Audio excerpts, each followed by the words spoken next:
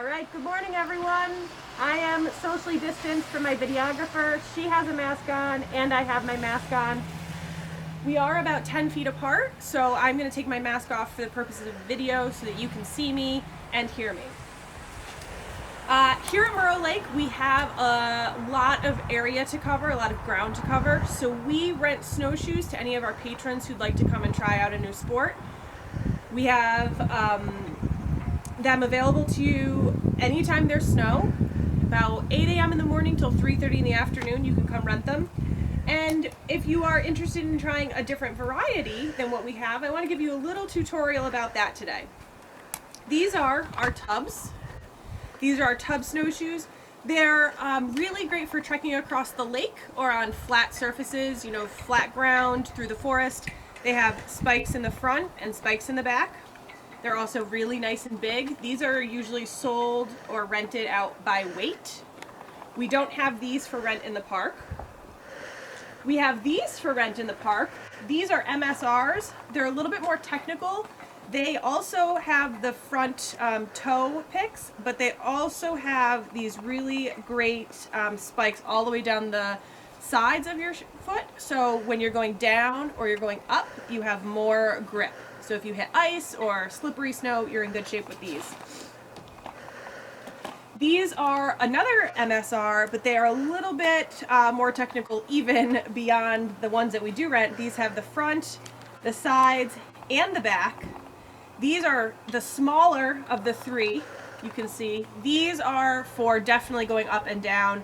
These even have a support, so if you're going up really high pitches, you can put this up and you're not always stretching your calf every step. You can put this up and it's sort of like walking in a high heel, I guess. For all three of these, the point of snowshoeing, if you can picture animals, people have been watching animals for millions of years, maybe not millions, but we've been watching animals and trying to learn from them. And if you watch a deer walk in the snow, they post hole is what we call it. Each foot goes deep in the snow and it's difficult for deer to travel in the winter. But if you can think of another animal that doesn't have trouble traveling in the winter, it's a rabbit. So if you picture the back foot of a rabbit, it's big, it's long, takes up a lot of surface area, and it doesn't punch through the same way a deer does. So that is what snowshoes are designed after. Native Americans have been using snowshoes for forever. For their hunting, their trapping, their trekking, and we have just continued to learn and made them more technical. There are even older pairs that are made just of wood, deer sinew, and you can get as technical or as simple as you'd like. Another item that you might want to use while trekking on your snowshoes are poles. It's up to each individual what you're comfortable with. If you like poles, you should use them. If you don't, you shouldn't. I'm sort of 50-50 on them. I use them occasionally and I don't use them sometimes. But the idea with your poles is that you want your elbows to be a 90-degree angle when you're out there. So you're walking. It's the same as if you're cross-country skiing. You just want your poles about a 90-degree angle and then you're good to go. A lot of them now are sold, they are adjustable. So you can use them for yourself. I'm tall. But if someone wanted to use them that was shorter, you just make them shorter. It's also great because if you need to put them in the back of your car, make them as short as possible. They fit really well. You can put them in your backpack. If you're trekking and you decide, I don't really want this, you can hold them under your arm. So poles are great to have. They're really good for safety. They're also good for any time you're going on any sort of steep. Rebecca here again. I wanted to give you a little tutorial on how to put on the snowshoes that we rent at Moreau Lake State Park. On the snowshoes, it does not say left or right. It does have a little sign that says ball of foot here. So what are we going to do? We're going to put our ball of our foot right in there. You want your toe to hang over the front spikes a little bit, but not so much that it touches the plastic. That's a common mistake. You want it back far enough so it's about halfway between this red plastic and this silver spikes. The easiest way to do this, I believe, is to have our hooks on the outside you come across your toe, you hook it under, and then we have this little nub. See this little nub? And you want it to go through one of the holes. You want it snug, but you shouldn't sprain your back trying to put these on. So pull tight, push it over, and it pops through that little hole. Then we have a clip. That'll hold it down. Do the same thing on the second. Under the hook, pull gently, get it lined up with a hole, push, it pop through, put it under.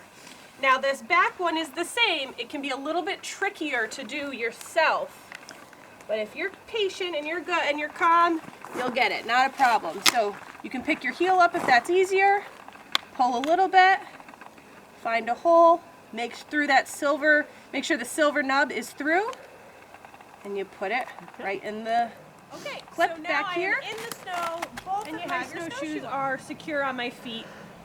I want to talk to you a little bit about the basics. The best thing you can do while snowshoeing is walk normally. A lot of us want to walk by doing this, putting your feet really far apart, angling them apart. You will exhaust yourself. Absolutely exhaust yourself. Another thing a lot of people do is they get hung up and they start stepping on their own snowshoes, okay? They kind of walk too close together. And then you will fall and face plant, for sure. Everyone's done it, don't feel bad. So what you do want to do is just walk normally. One foot in front of the other, easy peasy, nothing too stressful. Some things that do challenge people, walking with your dog. They will step on the back of your snowshoes. You will likely fall. You might step on their feet. They don't like that. So always have your dog here at Moreau Lake on a leash, but also be mindful that you might need to hold them out a little bit further, give them a little bit more slack. But as you're walking, oh no, I need to talk to my friend. You need to be mindful when you want to turn around. You want to do it 1 foot, come around, turn around, and come around. If you do it too quickly, again, you'll probably fall. The beauty of falling is that you're in the snow and it doesn't really hurt so bad. Something else that I like to teach everyone, backing up. How in the world do you back up? If anyone has ever walked in flip-flops, you know that backing up in flip-flops can be a hazard. It's very similar. If you do need to back up and you can't turn around, just make sure you lift your leg high enough and be mindful of the back of your snowshoe. You are loose, right? It's attached up here. So just know the mechanics of the snowshoe. Know how. Practice at home. Practice in snow in your yard. Or come here and do a little tour around the parking lot edges before you go take off and try to hike up the mountain. Again, we talked about why. Look at me.